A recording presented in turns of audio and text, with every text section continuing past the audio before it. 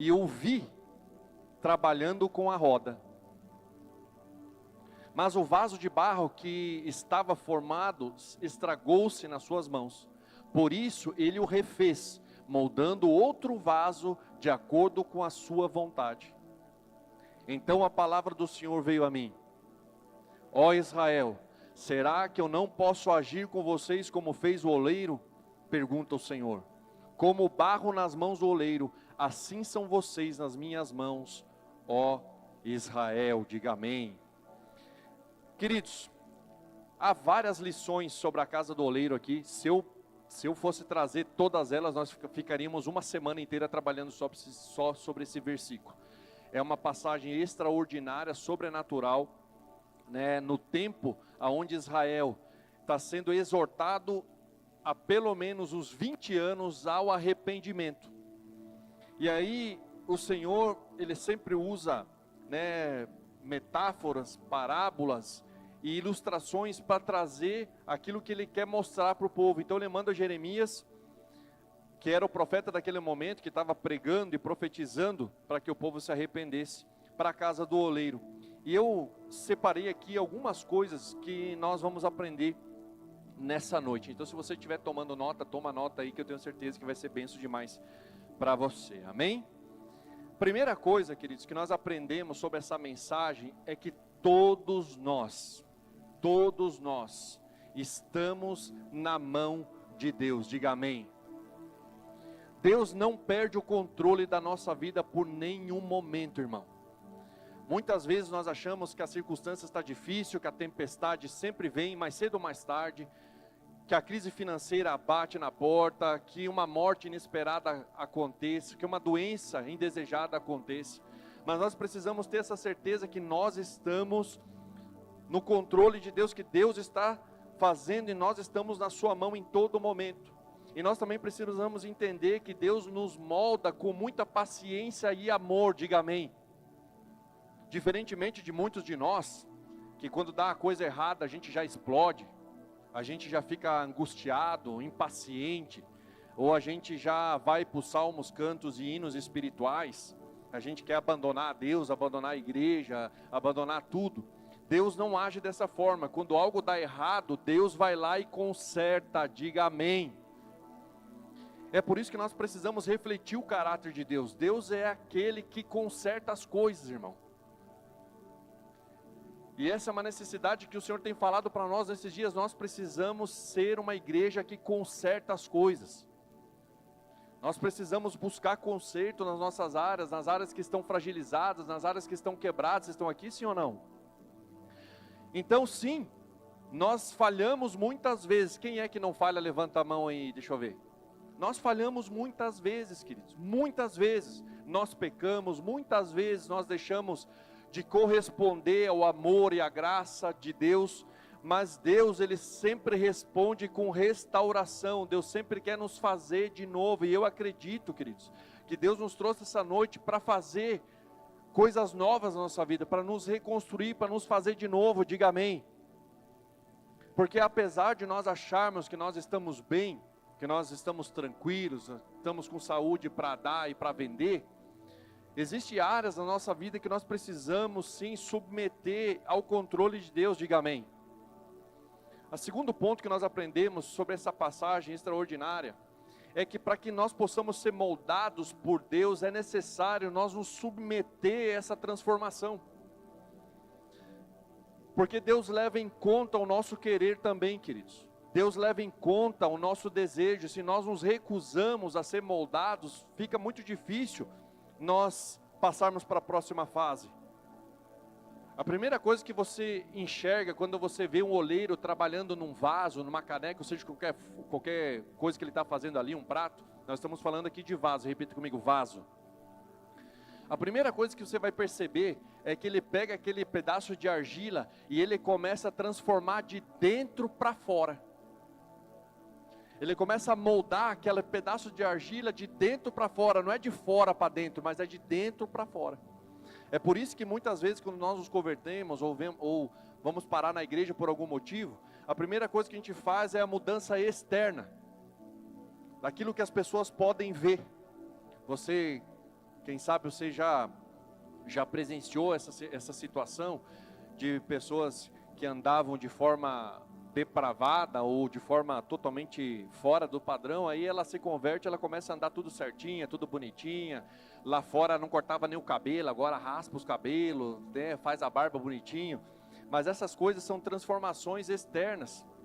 Mas Deus não, Deus está preocupado com aquilo que está dentro de você, porque Ele quer te transformar num vaso de honra. Diga, olha para o seu irmão, eu sei que vocês odeiam fazer isso, mas diga assim, você está com uma cara de vaso hoje, irmão. Amém? Será que você pode aplaudir o Senhor?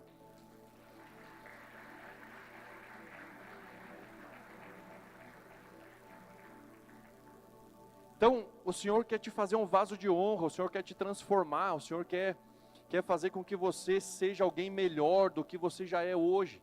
E essa transformação é contínua, diga amém. Só que, como o oleiro que pega o vaso, ele não transforma aquele vaso num passo de mágica. Ele passa por todo um processo de amassar, de espremer. Nós também somos assim na nossa vida, queridos. Nós também muitas vezes somos espremidos, somos pressionados e muitas vezes, principalmente na nossa área emocional. Graças a Deus aqui só tem gente que está 100% nas emoções. E nós ficamos desesperados porque parece que quanto mais a gente quer acertar, mais erro a gente encontra em nós. Vocês também têm essa percepção, sim ou não? Só que essa vontade que Deus tem, essa graça que o Senhor tem disponível para nós, não é para ruína, não é para te gerar dor somente, mas é para te fazer alguém melhor, diga amém. E sabe o que é curioso, queridos? Que quando nós suportamos essa pressão, quando nós suportamos, né, ser moldados por Deus, nós corremos e nós temos a possibilidade, melhor dizendo, de ser cheios daquilo que Ele tem para nós. Tem alguém que quer ser cheio da presença de Deus aqui? Deixa eu ver. Aleluia. Então você está no lugar certo. Você já está no caminho certo. E o terceiro ponto aqui, rapidamente, para entrar, só como um pano de fundo, para introduzir essa palavra para vocês, é que a transformação, sim, ela é possível. Não existe nada que esteja quebrado nessa terra que Deus não pode restaurar. Não tem casamento perdido e quebrado, não tem falência que já chegou na tua casa, nada, queridos, nada nesse mundo. Não tem mancha, não tem pecado, não tem nada que Deus não pode restaurar, diga amém. Porque para o nosso Deus não é impossível. Muitas vezes você olha para a tua circunstância e fala, pastor, mas como que o meu casamento vai ser restaurado? Eu traí a minha esposa várias vezes e agora ela já perdeu a confiança em mim. Eu já traí meu marido várias vezes, agora ele perdeu a confiança em mim. Como que vai haver restauração no meu casamento? Como que vai haver restauração no meu negócio se eu estou inadimplente, já faz 10 anos que eu não pago imposto? Como que vai haver, pai? Está tudo bem aí? Ah, caiu a água ou não? Calma aí. Ah, está pingando? É chuva de... Lembra daquela música do... Lembrei lá do tempo que a gente andava com Noé lá, lembra? Então nada, queridos, nada é impossível para Deus. Deus pode restaurar todas as coisas. E sabe o que é curioso? Que nessa passagem a palavra vai falar que quando Jeremias ele começa a olhar o oleiro trabalhar, ele percebe que aquele vaso se despedaçou na mão do oleiro, sim ou não? E aí o que o oleiro fez? O oleiro reconstruiu aquilo. E nós achamos muitas vezes que o erro foi no oleiro que pressionou demais. Que o erro foi em Deus que te pressionou demais, mas não, queridos, nós somos especialistas em nos quebrar. Nós somos especialistas em nos colocar em situações que nós não deveríamos estar. Nós nos metemos em confusão, em circunstâncias, situações que não era para a gente meter o bedelho lá, mas a gente vai. Parece que a gente tem um imã para treta, já viu? Já percebeu isso? Só que daí, qual é a possibilidade que o oleiro tem de refazer aquilo? Isso aqui é uma outra lição que você aprende. Só é possível reconstruir o barro se ele está maleável. E o oleiro ele coloca água no barro para ele se tornar maleável. Vocês estão aqui, sim ou não? Quem está entendendo aqui? E a água, queridos, dentro da palavra representa a própria palavra de Deus. Então, se você está cheio da palavra de Deus, se você se envolve com a palavra de Deus, não importa se de vez em quando você dá umas quebradas. O que importa é que se você tiver a palavra de Deus, vai ser a possibilidade de Deus te fazer de novo. Vocês estão aqui, sim ou não? Ah, pastor, mas eu estou cheio da palavra, eu oro todos os dias, eu jejuo todos os dias, eu canto, eu adoro, eu celebro ao Senhor, né? Até dar uma música, esse aqui também, acabei de inventar.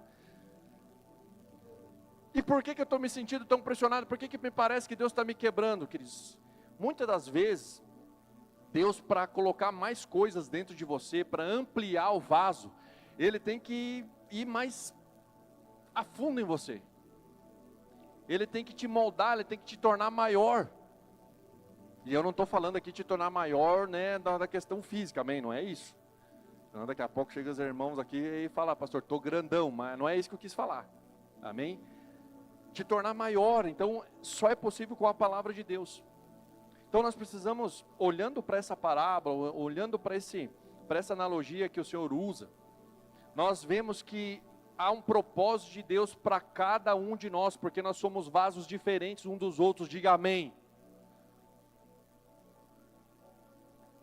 E agora eu vou entrar um pouco na filosofia. O porquê? Por que Deus usa logo o vaso? Qual que é a vontade de Deus? Por que essa metáfora do vaso? Tantas outras coisas Ele poderia usar. E eu acredito, queridos, que a primeira coisa que nós aprendemos com essa passagem é que todo vaso, ele é concebido para um propósito. Repita comigo, todo vaso, ele é concebido para um propósito. E na maioria das vezes é ser cheio de alguma coisa, sim ou não? Né? É difícil ter vasos que só são... Tem os vasos ornamentais, que fica lá só para bonito, né? Agora está na moda isso. Mas na maioria das vezes os vasos estão com alguma coisa dentro. Ou planta, ou água, ou seja o que for. E quando nós pensamos nisso, quando nós paramos para pensar... Bom, todo vaso ele serve para armazenar algo. Nós logo pensamos, então, eu como vaso eu preciso estar cheio de Deus. Diga amém. É exatamente isso. Só que essa é a primeira fase do verdadeiro cristianismo, queridos. A primeira fase do verdadeiro cristianismo é você ser cheio de Deus. É você experimentar a restauração, a cura, a salvação. É você experimentar o amor, o acolhimento de Deus. Então essa é a primeira fase do cristianismo. E aqui que nós muitas vezes nós acabamos nos perdendo. Porque se existe uma primeira fase daquilo que nós temos como religião, apesar de a gente achar que a gente não é religioso, mas nós somos muito religiosos em várias atitudes, em várias ações. Existe uma segunda fase para o cristianismo, que é ser transbordante daquilo que Ele colocou sobre você. E nós estamos no tempo de transbordar, diga amém, igreja. Amém? Nós estamos no tempo de transbordar. Sabe qual é o perigo da primeira fase, quando você estaciona na primeira fase? Quando você só fica lá querendo ser cheio, ser cheio, ser cheio, você ora, você jejua, você quer cheio, você começa a se relacionar com os outros com uma medida maior e de exclusão. Você fala assim, não, eu sou cheio de Deus, aquele camarada não tem nada de Deus, então eu não quero relacionamento com ele. Você começa a julgar pessoas ao invés de julgar situações. Você começa a se achar melhor do que os outros. Você acha que você tem um pensamento mais elevado, que você tem uma mensagem mais poderosa, que você tem uma pregação mais contundente.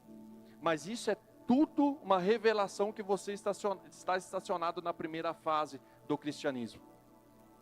Mas Deus não te chamou para a primeira fase somente. Quem sabe você esteja nessa fase, na fase de ser cheio. E glória a Deus, então, que você busque ser cheio, amém?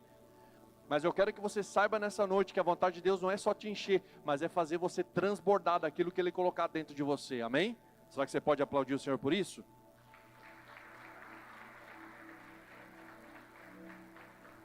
E sabe qual é o perigo de você estacionar nessa fase? De você estacionar nessa fase?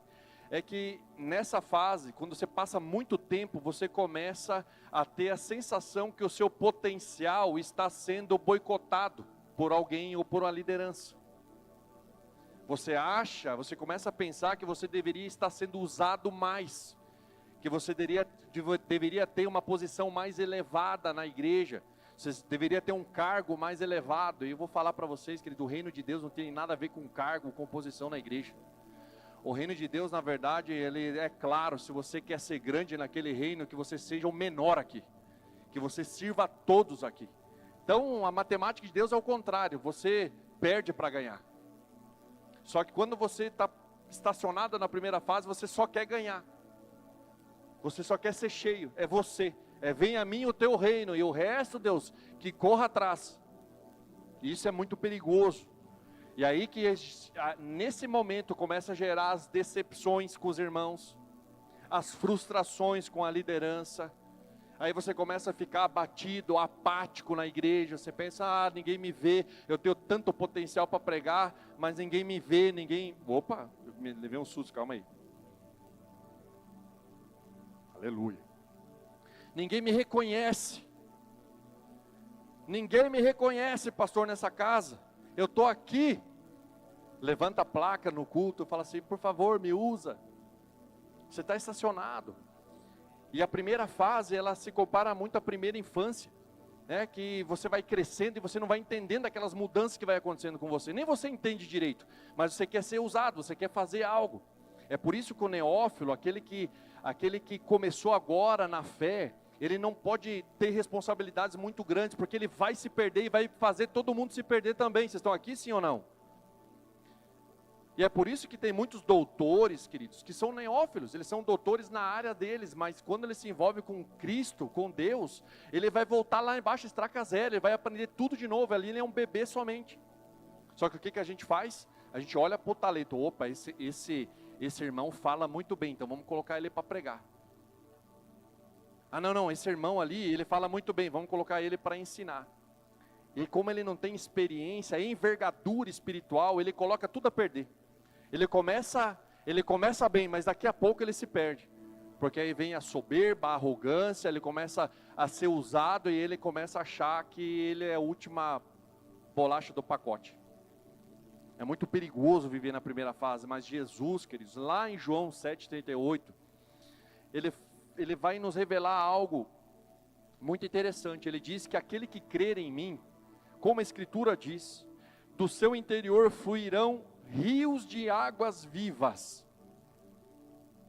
Como a árvore que produz fruto não produz para si mesmo, uma fonte ela não produz água para ela mesma. Vocês estão aqui, sim ou não? Então ela produz, você não vai ver a água da fonte voltando para ela. A água da fonte só joga para fora. Só manda para fora. Por quê? Porque ela está sendo nutrida por algo lá embaixo, algo no secreto. Olha a revelação aqui, queridos. O problema é que a gente quer se manifestar no público e esqueceu do secreto. A gente quer aparecer no público, a gente quer evidência. Nós queremos plataforma, nós queremos nome. Só que a fonte não é assim. A fonte vai buscar a seu nutriente lá embaixo, no oculto, no secreto, onde ninguém vê. E aí sim, aquilo que ela manifesta gera impacto, gera vida, gera restauração para as outras pessoas. Vocês estão aqui, sim ou não? Então Jesus, ele aqui ele mostra que nós devemos transbordar. E transbordar para quê? Lá entra a filosofia de novo. Para que ser transbordante, pastor?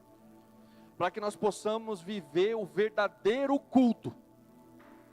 E se existe um verdadeiro culto, é porque há um falso culto. E aqui que eu quero entrar com vocês de algo mais profundo. Vocês estão aqui, sim ou não? Posso ir mais fundo aqui? Amém? Lá em Romanos capítulo 12, o apóstolo Paulo ele vai mencionar várias coisas que ele considerava naquela época um verdadeiro culto. E eu quero tratar aqui com vocês.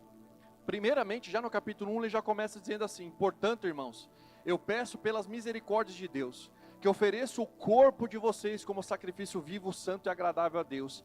Este é o culto racional de vocês. Então é o corpo, não é aquilo que o corpo faz, amém?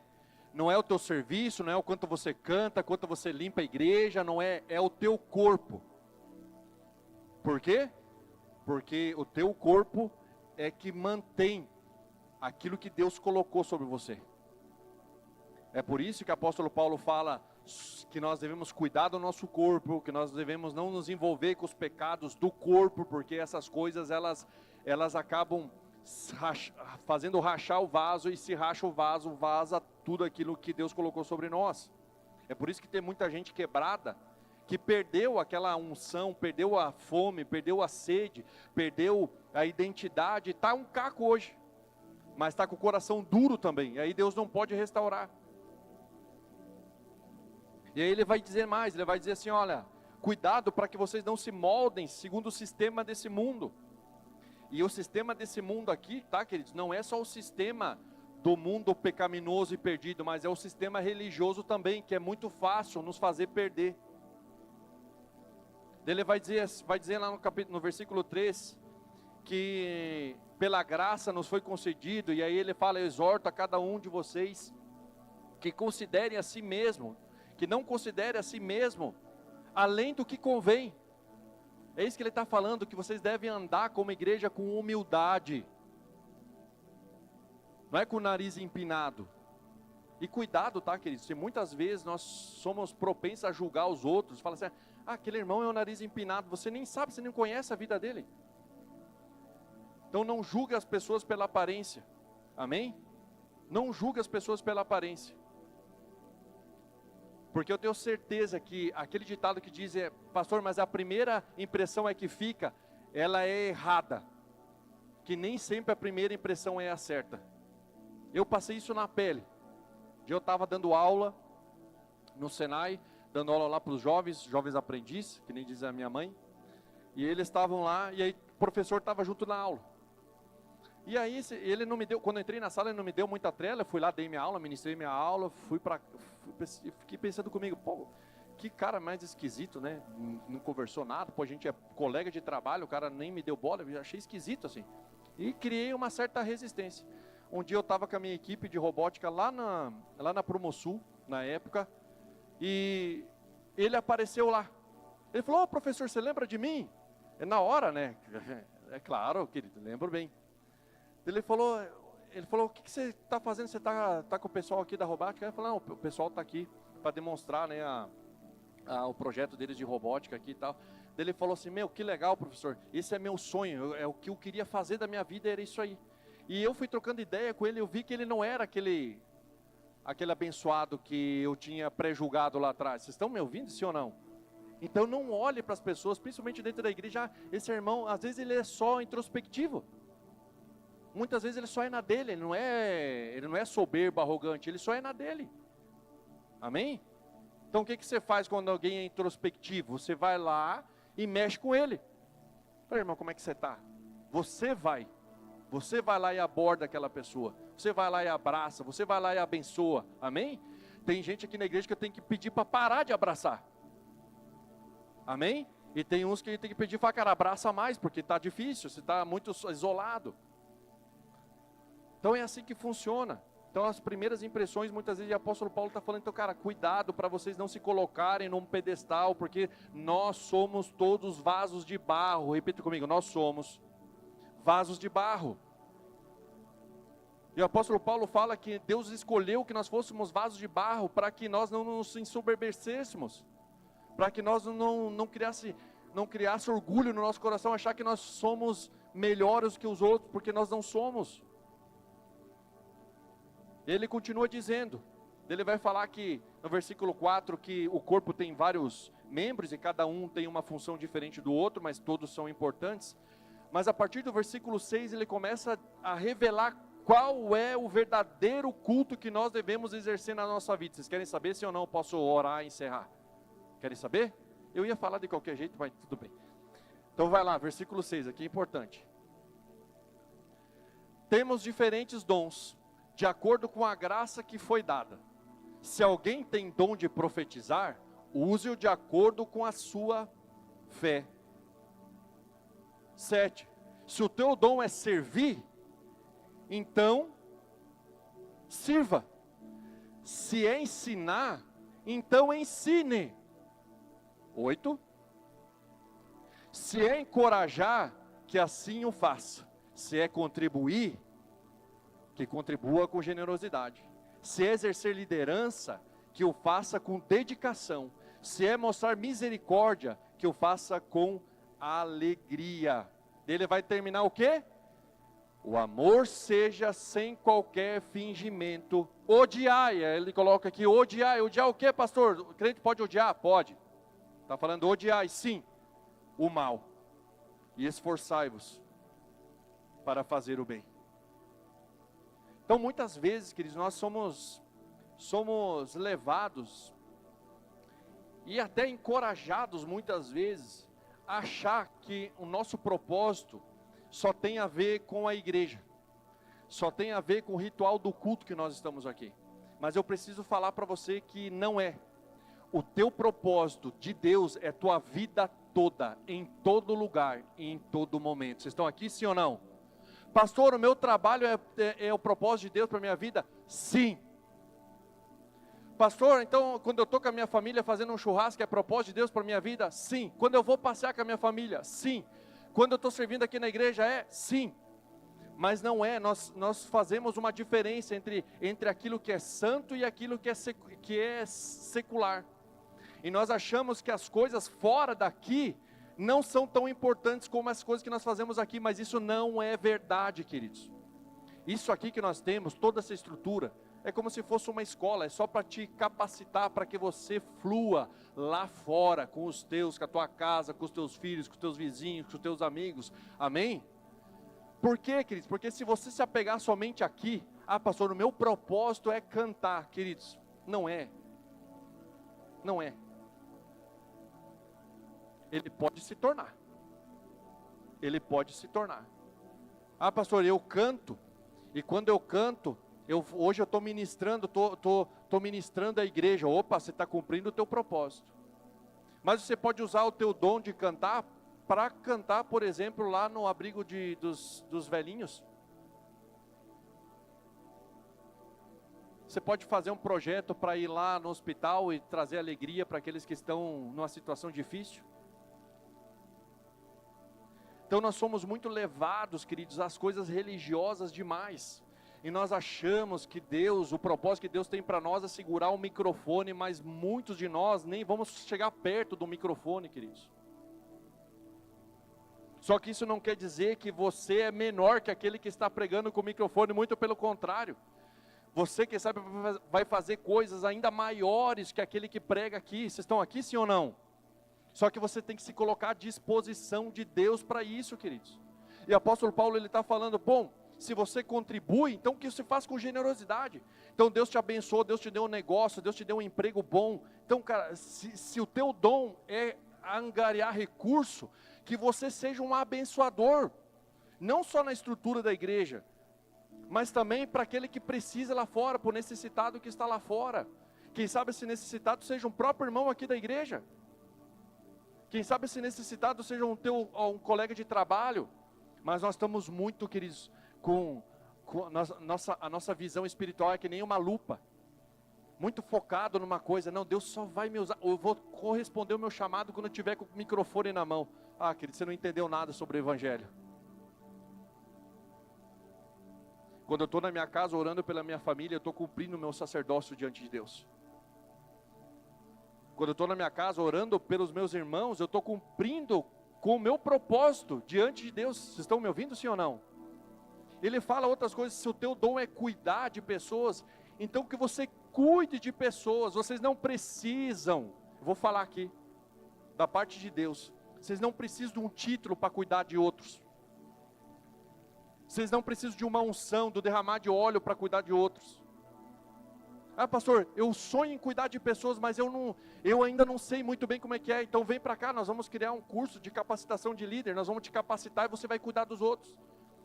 Esse dia eu estava conversando com o pastor Jardel. O meu sonho é ter uma igreja de gente que cuida de gente.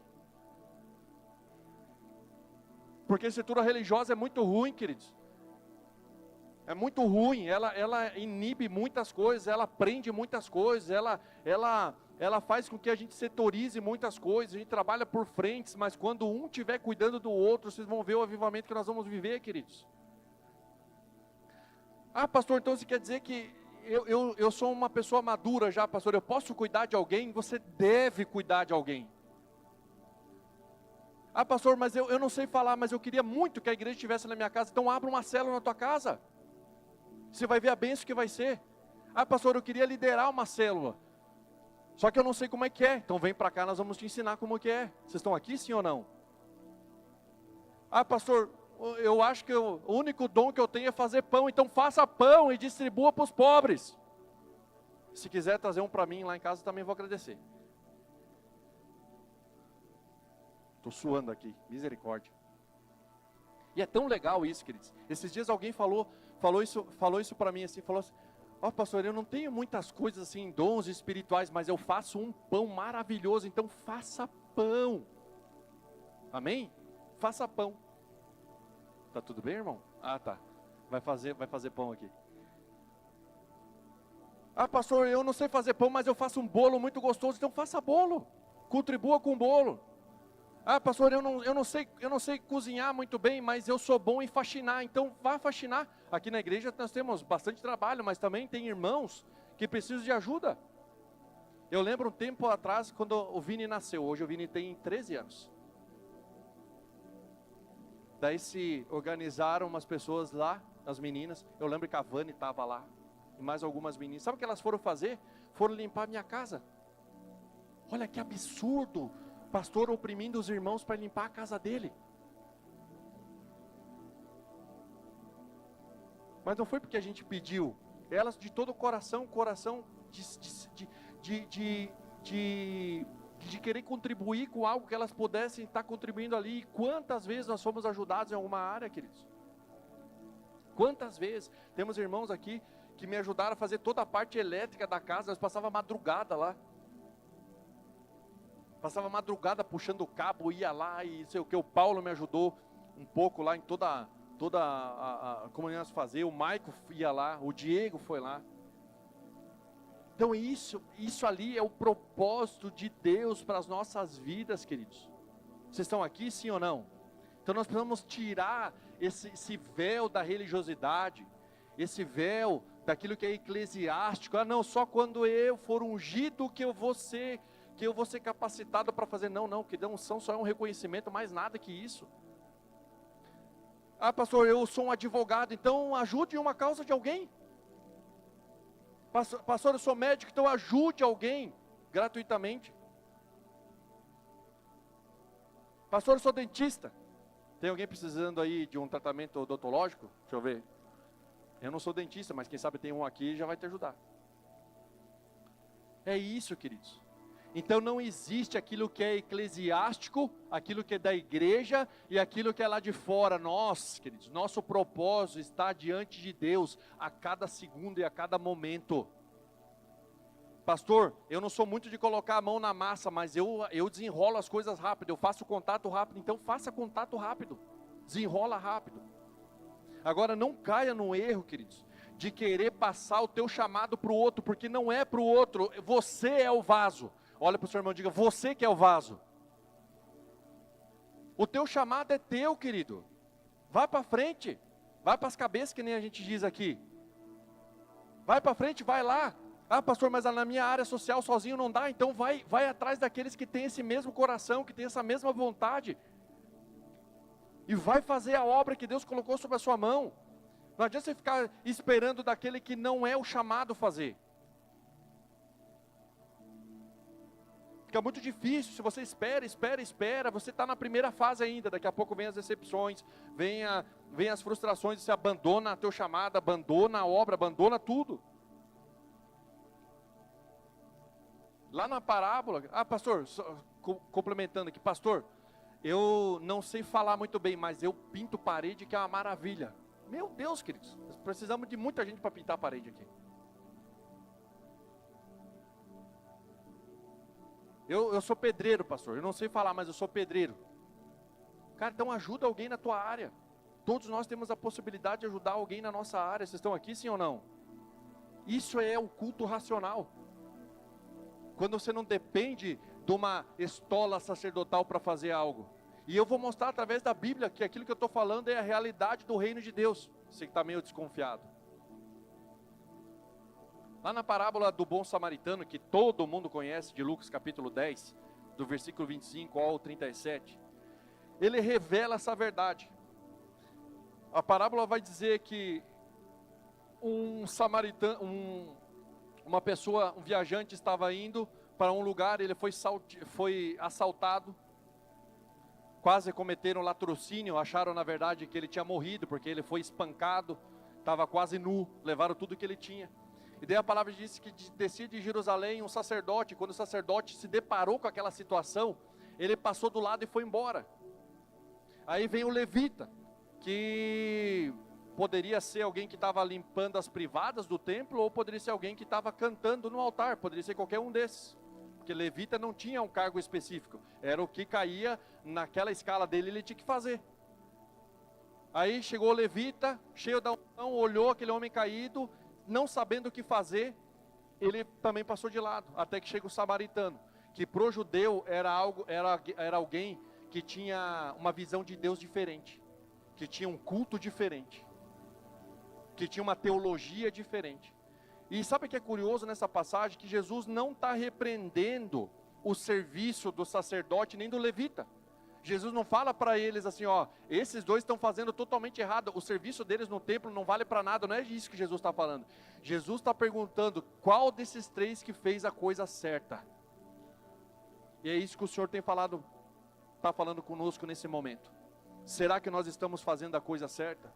Será que nós temos visto a necessidade do nosso lado e nós temos passado de largo, preso nas nossas atividades religiosas? Será que a gente não quer ser alguém que só está em cima da plataforma e não se importa com o necessitado, com o pobre, com a viúva, com o estrangeiro? Será que nós somos tão religiosos que para nós somente o culto de domingo nos contenta, nos afaga a alma? Será que nós estamos tão perdidos dentro de nós mesmos que achamos que vir varrer a igreja é o ápice da espiritualidade de alguém? Infelizmente esse não é o evangelho que Jesus pregou, queridos. O evangelho do reino de Deus, quando ele, sobre a vida de uma pessoa, ele transpassa a primeira fase, ele é transbordante para abençoar outras pessoas, para ser uma bênção para as outras pessoas, começando pela sua casa, começando pelos seus e por aqueles que estão ao seu redor. Vocês estão aqui, sim ou não? E eu já vou para o final aqui, tá, queridos? Que eu sei que você está bastante suado aí. Mas existe uma outra passagem, semelhante até essa passagem do bom samaritano. Porque o bom samaritano, ele olha para aquela situação e ele faz alguma coisa. Ele se move a algum respeito e ele ali envolve não só entregar aquilo que ele tinha naquele momento, mas envolve até um cuidado posterior.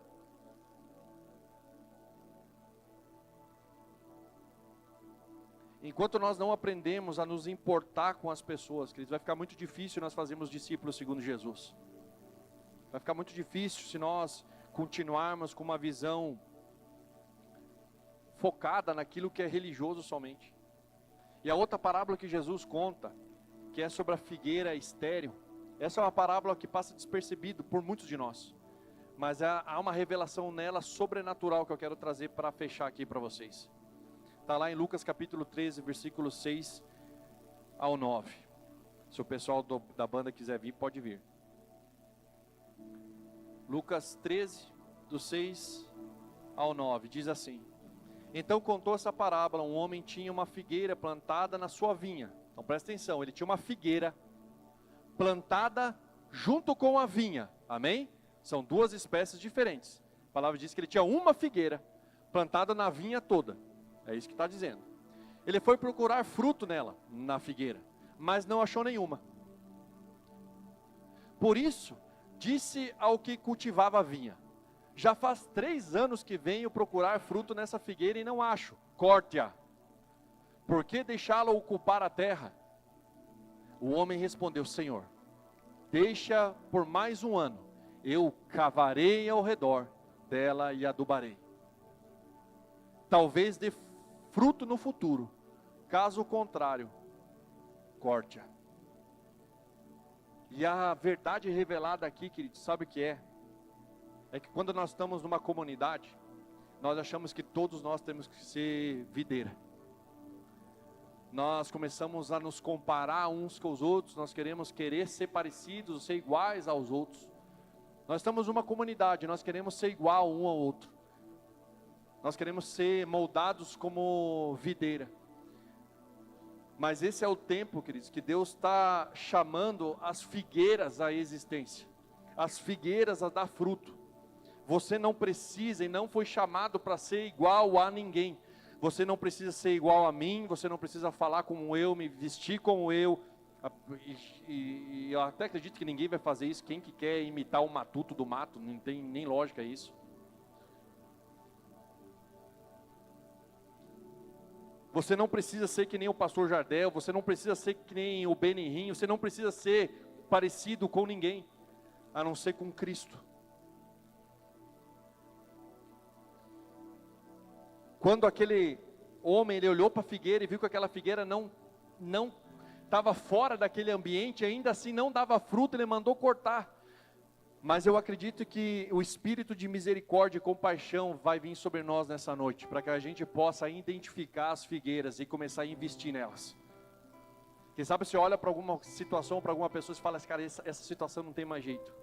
Essa pessoa ali, ela não se encaixa no nosso meio. Essa pessoa não se encaixa no nosso padrão. Ela não se encaixa dentro da nossa visão, dentro da nossa missão, ela não se encaixa de forma nenhuma.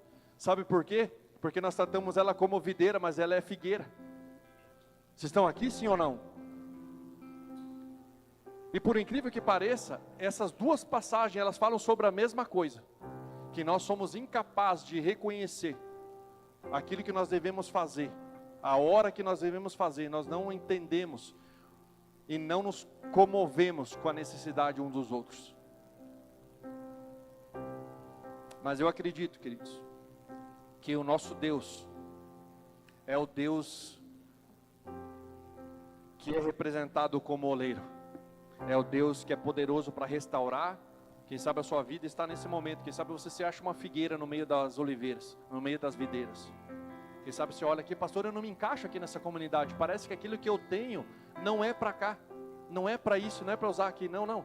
É que você está com o teu olhar errado.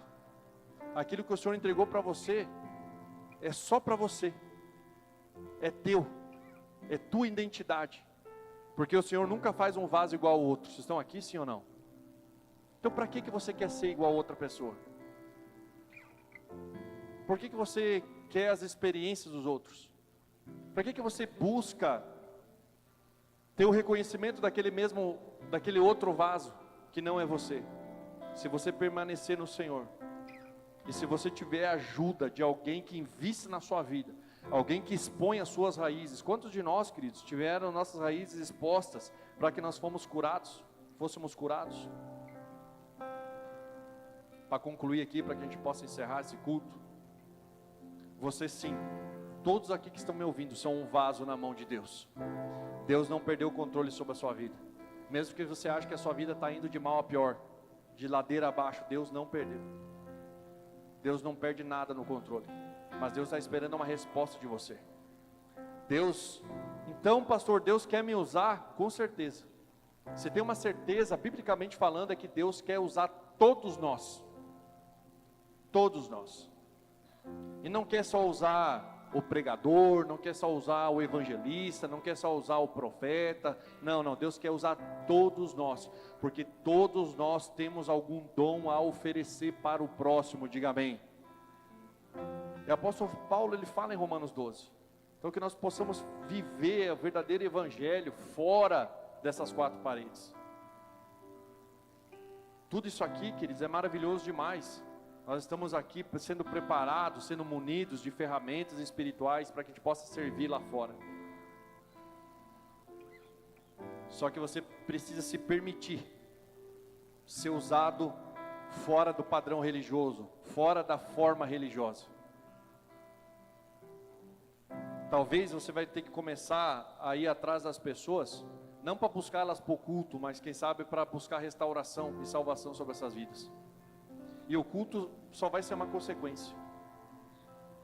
Quem sabe nós vamos ter que ir atrás daqueles que um dia já foram, já andaram no nosso lado, já congregaram conosco, mas se acharam que estavam fora do padrão, porque nós elevamos padrões, que na maioria das vezes são religiosos. Mas todo vaso é precioso diante de Deus. Porque se ele não fosse precioso diante de Deus, o oleiro simplesmente pegaria aquele vaso, jogaria fora e pegaria outro vaso. Uma outra lição para encerrar aqui, é que não adianta só ser um vaso na casa do oleiro, você precisa ser um vaso na mão do oleiro. Então não adianta você só um vaso que faz parte da igreja, você precisa ser um vaso que está na mão dele, sendo moldado em todos os momentos, se permitindo ser moldado e transformado para a glória dele.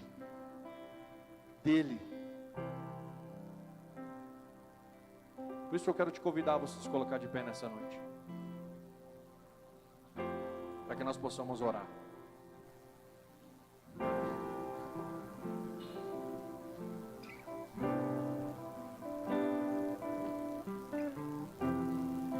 Eu quero repetir aqui, para que fique gravado no seu coração. O teu chamado, o teu propósito de vida, é toda a tua vida, é todas as circunstâncias, é onde você mora, é a tua família, é o teu trabalho. Por muitos anos eu ouvi gente falando: pastor, eu vou largar meu trabalho e vou servir a Deus. E essas pessoas hoje estão na ruína, porque elas não entenderam que o trabalho delas é servir a Deus. Vocês estão aqui, sim ou não? Não existe essa questão, queridos, do santo e do profano, daquilo que é secular e daquilo que é eclesiástico. Não existe isso diante de Deus. Essas coisas diante de Deus caem por terra. Agora nós precisamos ter maturidade para identificar quem são as figueiras que estão no nosso meio, quem são as pessoas que por algum momento saíram ou se desiludiram, ou não tiveram maturidade para suportar o processo. Então que você que é um vaso na mão de Deus, que você possa buscar ser transbordante. Pastor, como que eu faço isso? Cara, você está na faculdade, fala de Jesus na faculdade. Está no teu trabalho, fala de Jesus no trabalho. Estenda a mão. Você está no carro, ao invés de ficar brigando com os irmãos no trânsito, ora, abençoa a vida deles. Eu sei, queridos, eu sei do que eu estou falando. Eu também brigo no trânsito, misericórdia, mas é verdade. Brigar não, às vezes fica nervoso, né, naquelas fechadas. O São Bentense, quando ele anda de carro, ele acha que ele está na praia, ele anda 20 por hora, comendo pista. É uma bênção. Nós temos que orar por esses irmãos também. Mas que você possa entender, queridos, que a tua vida toda é o teu propósito. Pastor, então quer dizer que nós vamos tocar fogo na igreja, a partir de hoje não vai ter mais igreja? Não, não é isso. A igreja é o instrumento, é a ferramenta para que você possa ser capacitado para ser uma bênção lá fora, amém? Porque o reino de Deus, queridos, o Senhor precisa de vasos que estão dispostos a ser derramados nessa temporada, transbordantes nessa temporada. Então feche seus olhos, se assim você puder. Apaga a luz para nós, por favor.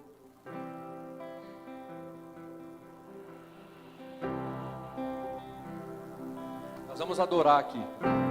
Enquanto nós vamos adorando, que você faça essa reflexão. Será que você não tem focado demais em coisas que são passageiras, são efêmeras, coisas que não têm valor eterno?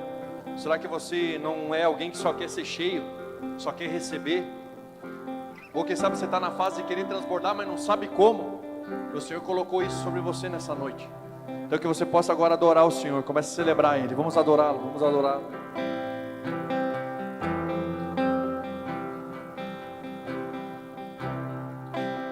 Tu és minha vida, Jesus, és meu amigo. Essa todos conhecem, vamos lá, vamos adorar. E a tua vontade, Aleluia. doce Espírito, meu alimento.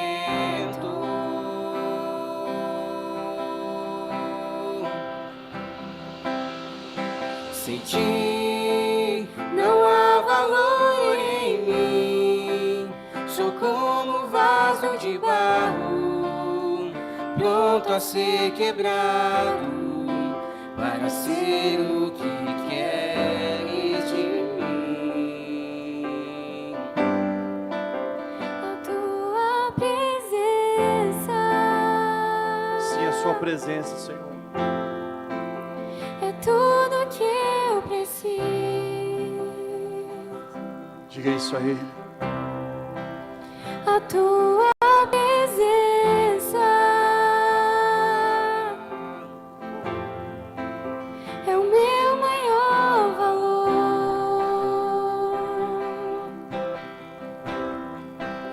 A tua presença é tudo que eu preciso.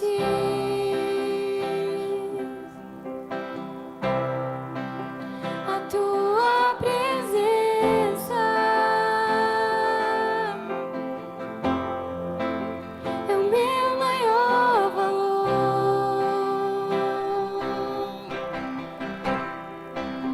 Atrai o meu coração, Sim, Senhor. atrai o meu coração. Aleluia. És tudo que eu quero. Sim, Senhor, é tudo que nós queremos. Atrai o meu coração, atrai o meu coração. Posso te tocar.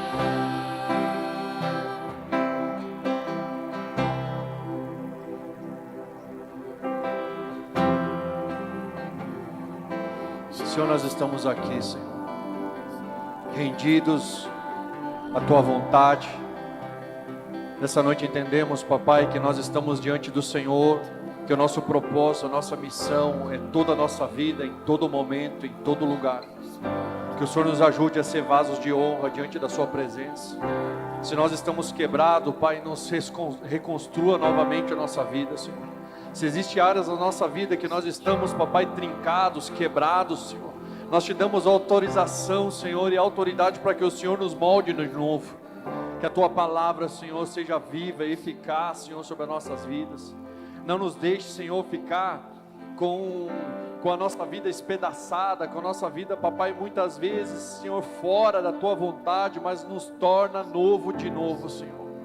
Nos faz novo de novo, nos faz um vaso de honra, nos faz um vaso, Senhor, que não só é cheio da Tua presença, mas também é transbordante daquilo que o Senhor derramou sobre nós, para que aqueles que estão em nosso derredor, Senhor, possam ser abençoados, possam ser curados, possam ser transformados por aquilo que o Senhor já depositou em nossas vidas. Nós não queremos, Senhor, ser maiores ou melhores do que ninguém, Senhor. Nós queremos somente ser um canal, Papai, de bênção para aqueles que estão em nossas vidas, Senhor. Papai, nós queremos que o verdadeiro avivamento, Senhor, ele vai acontecer pelo relacionamento. O verdadeiro avivamento, Senhor, ele vai acontecer, Senhor, de famílias sendo visitadas, vidas sendo visitadas, vidas sendo resgatadas das trevas, Senhor. Por isso nos ajuda, nos dá autoridade, nos dá intrepidez, para que nós possamos acessar. Abra as portas, Senhor, das casas aqui dessa cidade, meu Deus. Abre, Senhor, as famílias, meu Deus, para que nós possamos ali ministrar a Tua palavra, gerando cura, salvação, restauração, redenção.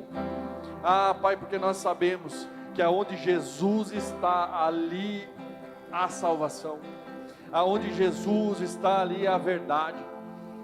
Meu Deus, nós cremos que nada é impossível para o Senhor. Então nos usa, Senhor. Nos usa nos nossos dons. Nos usa naquilo que o Senhor colocou sobre as nossas mãos. Que nós não viemos achar que aquilo que nós fazemos é pequeno demais, que o Senhor não pode usar, não, Senhor. Usa aquilo que está sobre nós. Usa os nossos dons, os nossos talentos, para que Teu nome seja glorificado, Pai. Capacita a Sua igreja nessa temporada, Senhor, com compaixão, com misericórdia, com amor genuíno, Senhor. o amor que se importa com o próximo, em nome de Jesus, Senhor, assim que nós oramos e te agradecemos. Se você crê, aplauda e exalte ao Senhor nessa noite.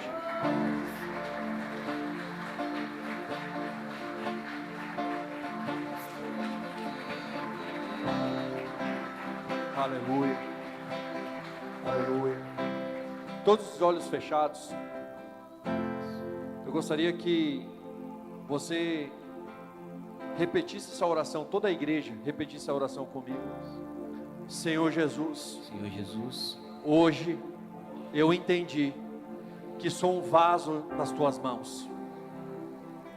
Sei que há áreas da minha vida que precisam ser consertadas. Por isso eu me coloco diante das tuas mãos.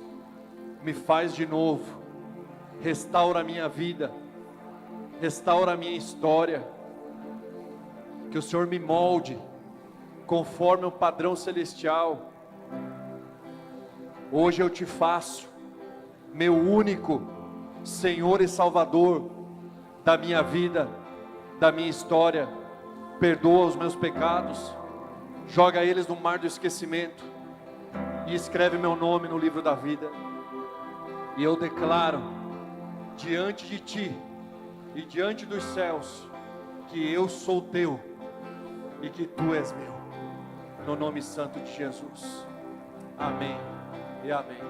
Eu quero perguntar aqui nessa casa, se alguém que está aqui fez essa oração pela primeira vez, todos os olhos fechados. Se você fez essa oração pela primeira vez, levanta a sua mão aqui, deixa eu ver.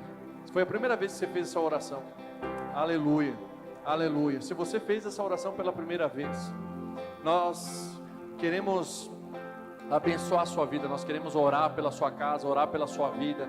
Então não saia daqui sem deixar o contato conosco. Lá atrás tem o pessoal com as pranchetas na mão. Então que você possa ser acolhido por essa igreja, que você possa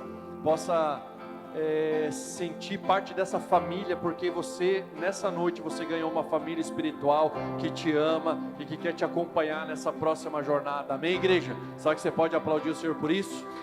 Aleluia, glória a Deus, glória a Deus, glória a Deus, glória a Deus. Então, dê a sua mão aí para o irmão que está aqui do lado.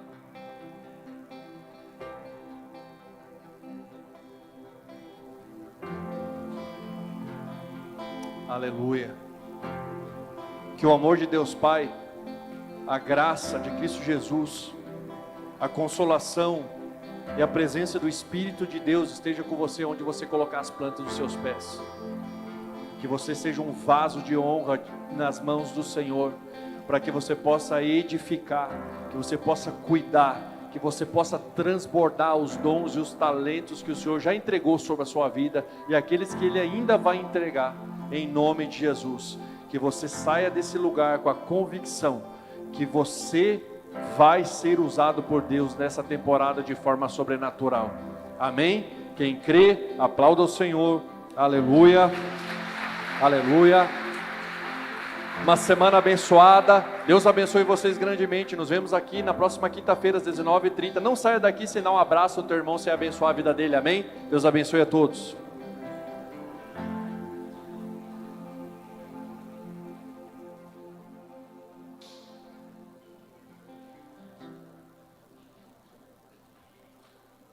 Amém. Deus abençoe. Glória a Deus.